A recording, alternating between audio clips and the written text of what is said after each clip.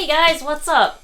In today's video, Kuba's gonna show you how we make coffee in our Moka pot. He is the barista in this tiny house, so he makes coffee pretty much every day.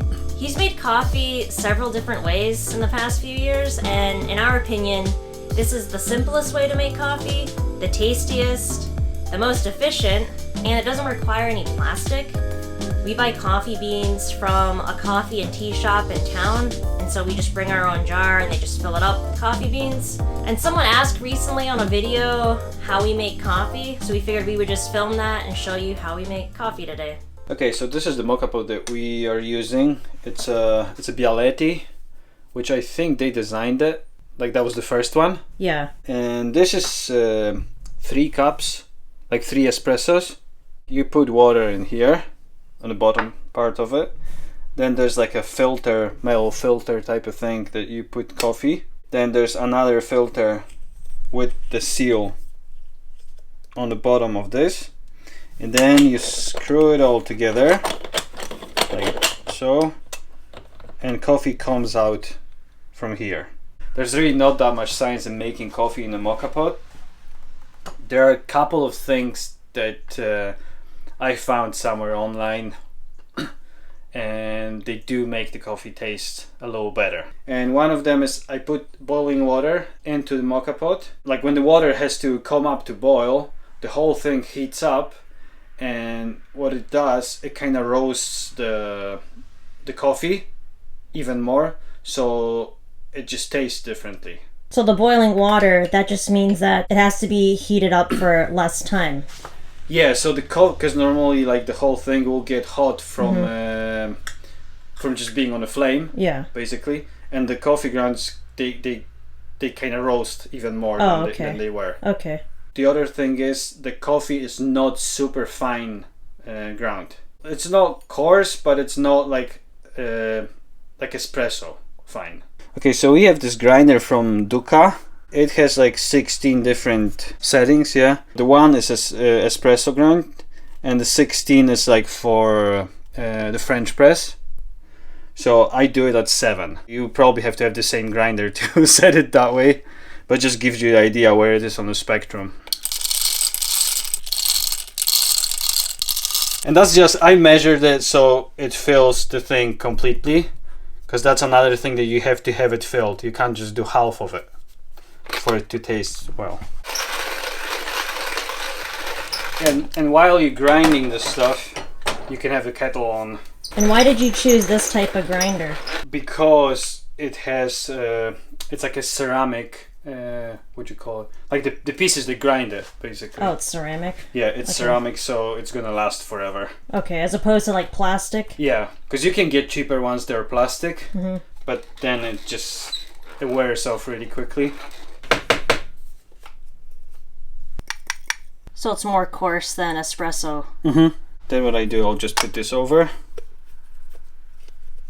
flip it, because I know how much it is. Yeah. And I can just put it like this. I'm not pushing it hard, I'm just making it flat. That's it. We use this little scoop that came with our grinder. And for 3 cups of espresso, which that's what comes out from that Moka pot, it's 2 of those plus a little extra, like something like this. And so we preferred the Costa Rican beans. We've tried other ones too, but at that shop, the Costa Rican ones are the best, I think. Yeah, because this is fairly strong, and I think it's quite acidic actually. But the way we make it, it doesn't taste acidic. Yeah.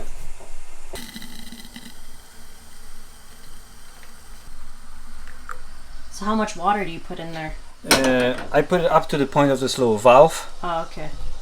Because this is an emergency valve. If the pressure would get too high in there, it has to open. So you have to be below that. And then just put this in there.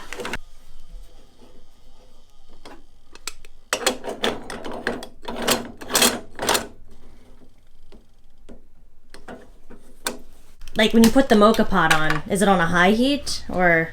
It's the highest heat of the small burner. Oh, okay. It doesn't really matter what temperature you put it on. You just want it to come to boil and go through. Oh, okay. Gotcha. So it doesn't really matter. Okay.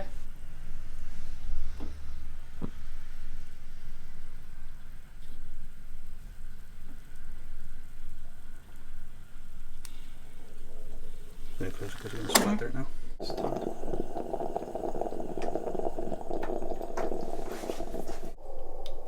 And some sugar for Lisa.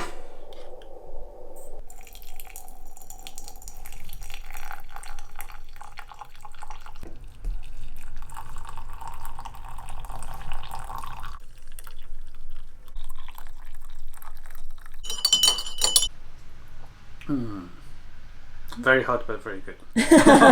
So previously, Kuba was making coffee, like drip coffee, and in a French press. But this way is more efficient because you use less coffee, and it's easier to clean up too. You can get those mocha pots in different sizes, but we chose the 3-cup one because 1.5 shots of espresso each is a good amount for us. It's not too much. This amount of coffee, even if I have it every day, if I go for 4 days without coffee, I don't have any withdrawal symptoms, so it's totally fine to have just this small amount every single day. Kuba didn't drink coffee for a long time. It's fairly recent that like you started drinking coffee regularly. Yeah, it was in Krakow. Yeah. Where I started drinking. Because you just enjoy like making coffee. Yeah, I think that's the most enjoyable part of it from me. But I think like the way we are making it now, I actually got it to the point that I really, really like it. Yeah, it's like locked in now. Yeah, I really like the taste, so I am enjoying this very much. It's like such a clean taste too. There's no there's no harshness at all. And this is still way better than anything we can get in a cafe, espresso wise. Yeah. You know, like even compared to yesterday's, this doesn't compare. It's way better.